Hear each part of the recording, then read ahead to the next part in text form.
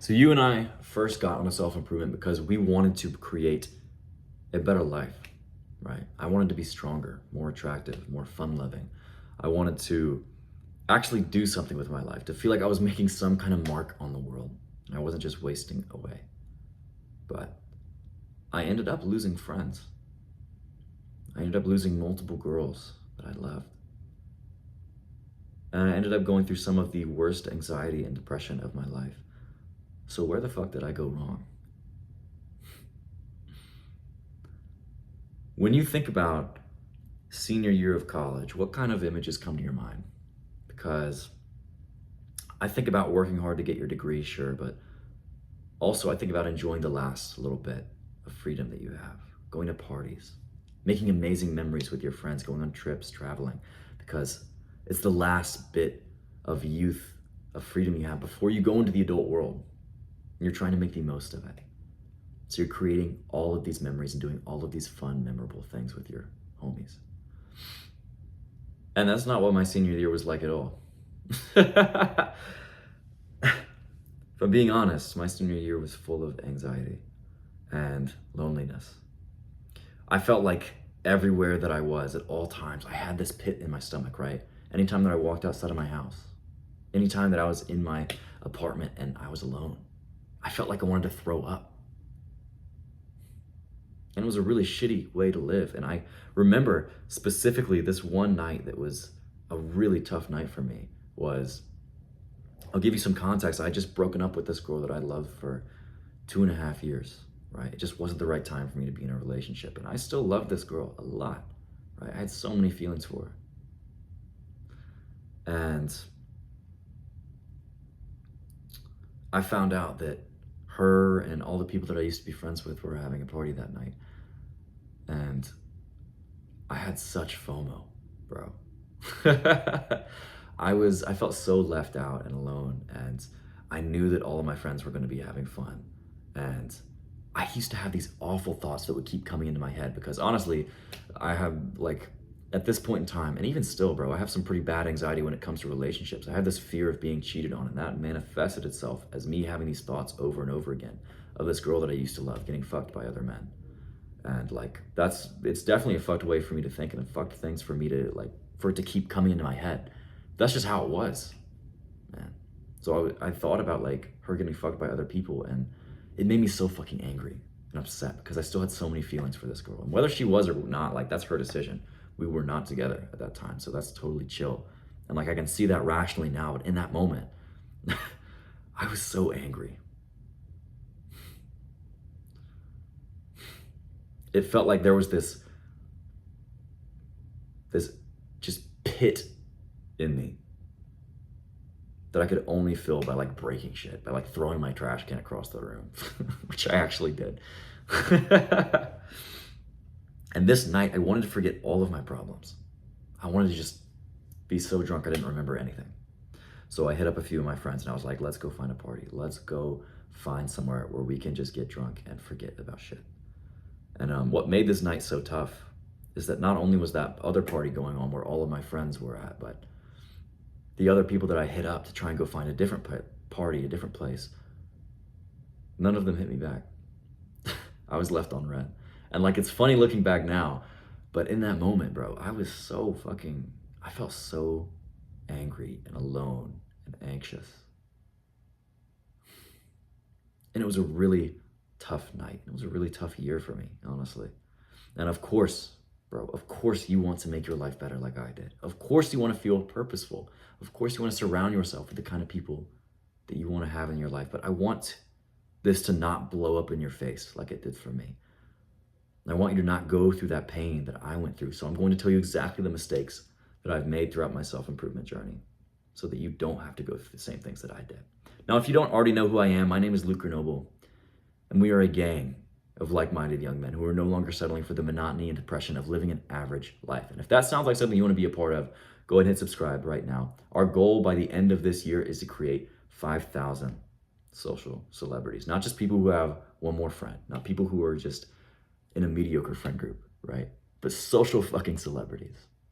And a part of getting there is not making the mistakes that I've made. So the first one probably one of the biggest ones that I have ever made. And one of the ones that led me to that place that I was in was not balancing mental health, right? And I thought I was. You probably think you are balancing mental health too. But bro, if you are getting into these ruts, if you are getting into these places where it feels like you are so alone, where it feels like no matter how hard you try, all you want to do is stay in bed, bro, you have to help improve your mental health. Because what I did, I'll tell you what I was doing is I'd invested so much into my improvement, and I invested so much into this relationship with this girl, that whenever I lost this relationship, whenever I broke up with her, to focus more on my improvement, to focus more on growing and finding out who I was, I lost what felt like a half of my life. I lost all the friends that we had together. I lost her. And it was just me and my improvement. And I felt so alone because I wasn't balancing my goals with my mental health. And there's two things that I was leaving out that you have to implement if you want to continue being consistent on your self-improvement, right? It's friendships and spontaneity. Specifically friendships, because without having this social connection, right, it's not going to feel like there's a point. It's not going to feel like there's any reason to do the things that you're doing. So you have to go out of your way to hang with people, to make friends, to talk to people daily, right? And specifically spontaneity, I chose this word rather than fun because at some point in self-improvement, right, you get good enough at this shit, the hard stuff starts to become fun. It becomes fun to go to the gym. It becomes fun to wake up early, to do the hard work, because you get to see your numbers go up. You get to see yourself lifting more weight every single time. You get to see your grades coming back better and better. Or you're making more money in your business. Whatever it is, man, whatever it is for you, you start to see that improvement, and doing the hard work becomes fun. The thing is, if you aren't taking breaks, if you aren't getting out of your routine, there's not going to be a point. This goal of gaining 10 pounds in the next 10 months, right? Of gaining a pound of muscle a month, it's not going to matter if you don't break from your routine. This is the exact same reason why, even though I eat the exact same thing every day, I keep my cravings low, and I've stayed on my diet, right, for years at a time, because I keep cheat meals. 1 or 2 cheat meals a week. I eat whatever the fuck I want. So I don't have immense cravings. I am able to stick to my diet in the long term and make a lot more progress than I would if I was so fucking strict. Same thing with every other area of improvement. If you don't give yourself breaks of spontaneity, of just going out saying, fuck it, we ball, and going to a river with your friend, and going to a place you've never been before, part of town, going to get a coffee with a homie, even though it interrupts your deep work block. Bro, if you don't do this from time to time, there's not going to be a point to improving in the first place. You're going to get in such a bad rut. So you have to break up your spontaneity. I mean, you have to break up your routine with spontaneity. Because the point is to be consistent. You're not going to keep consistent. You're not going to improve in the long run if you can't break up your routine from time to time. So first, I want you to get consistent with your routine, even if it means not implementing every single area of improvement that you want to, right? If it means not meditating for a while, if it means not taking cold showers, right? Because you want to do something else with your morning. Get consistent first with your mental health on track. Then you can implement the next thing. Then you can implement the intensity. The next thing that I struggled with was not actually taking action. It feels so good to watch self-improvement videos, right, bro? It feels so fucking good to feel like you're making progress, to feel like you're learning something new. But for the first 2 years of my improvement journey, I realized I had made no progress at all. I hadn't stepped foot in a gym. I hadn't actually read a fucking book. I hadn't been any more social or made any more friends than I originally had. I had made no progress, but I felt like I was somehow. But I looked back and it felt like even though I was working, even though I was watching these YouTube videos, nothing changed. And it honestly made me fucking sad. I was watching videos just to feel good rather than to actually take action. And when you do that, you realize that you were wasting your time. When in reality, if you had just made a plan, if you had taken some notes from the shit that you were learning, right? If you had just written out an action step for you to take, you'd be one step closer to being this ideal version of yourself, this self-actualized version. The number one thing that I did to stop procrastinating taking action is to switch from short form content to long form, right? Because when you watch these highly stimulating videos, these really beautifully made videos, they're really easy to watch. They feel good to watch. But the thing is, it doesn't change your life. The things that change your life are the more long form, unedited shit, the podcasts, the books, right? It took me 2 years to be able to read a book all the way through, bro. The first book I ever read, Captivate by Vanessa Van Edwards, the first book I read that was not like assigned by school. The only reason I got through it is because I tried over and over again to sit down and read multiple pages at a time. And it took me 2 years to get to the point where I could do it. But once you start switching short form to long form, it's going to be easy for you to highlight the things, to highlight these nuggets of wisdom for you to actually take to heart, for you to actually take with you and improve in your life. Because now with books, right, rather than YouTube videos, when I'm reading books, I highlight the important quotes. I literally write in the margins how I'm already implementing this part of the book and the next step I can take to get even fucking better at it. When you do this, shit starts to change. That's what I want to see happen to you, bro. I don't want you to just watch this video and then click off and then keep living a shitty life. I want you to actually fucking change. And if that means watching less YouTube, even less of my videos, I want you to do it in exchange for podcasts, in exchange for books, for the things that are actually going to fucking change you. The next thing that I struggled with was obsessing over streaks and numbers.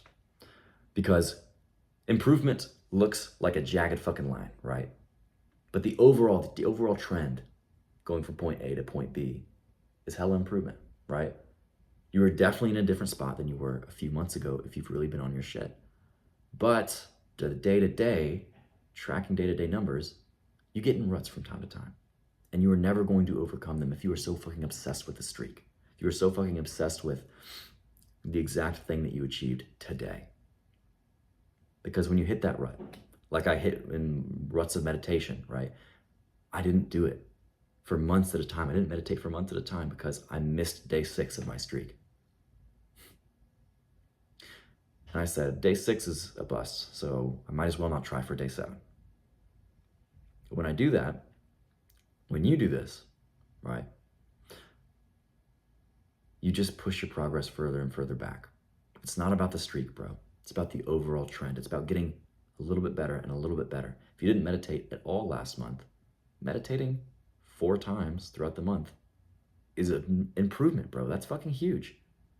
And the next month, you can do 8. The next month, 9, 12. The thing is, you want to progressively overload rather than focusing on the streak or the number. And eventually you want to get to the point where you don't even fucking think about it. I don't think about really meditating every single day. It's just something that I do. I don't keep the streak, right? But I know that if I'm meditating for give or take like 6, 7 days a week, I'm on the right path. My focus is improving. You don't want to be the guy obsessed with your fucking nofap streak, bro. You want to be the guy who just stops beating your dick less and less over time until you don't think about it anymore. Next thing that I struggled with was diving too deep into the community, right? The self-improvement community. Some parts are great, some parts aren't. When you find the people that you really vibe with, it's incredible. Because you want to keep improving. You want to keep taking the advice from the people that you love and that you really vibe with because you want to be more like that person. But when you were so deep in the community that it becomes an echo chamber, you forget what the real world is fucking like. That's where it becomes tough. Because of course it's good to surround yourself with the people you want to be like. But whenever it's the only thing you surround yourself with, you forget what the real world is. And you just take these people on social media's word for it, right? And then you forget how to talk to people. You become this version of yourself that doesn't go outside. And this is why I fucking preach going outside, bro. It's because it prevents you from being this disconnected version of yourself that doesn't know how to talk to people. And comparing yourself only to the people who are popping off right now on social media, right? That can get real toxic real fucking fast. If you go outside, if you have conversations and talk about things you've never talked about before with strangers, you hang out with a new friend, you keep touch with the real world. You're able to kind of see, okay, this is what I should take from this video, and this is what I should take with a grain of salt.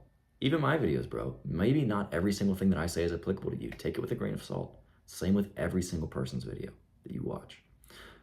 Don't become too deep in the community or else you're going to forget how the fucking real world works. Go outside, bro.